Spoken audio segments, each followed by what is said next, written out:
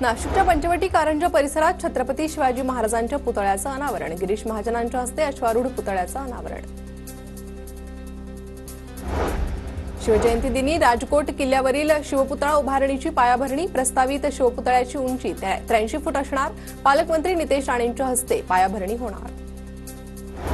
सोलापुरात शिवजन्मोत्सवाचा पाळणा सोहळा संपन्न। पाळणा सोहळ्याला हजारो शिवभक्तांची उपस्थिती।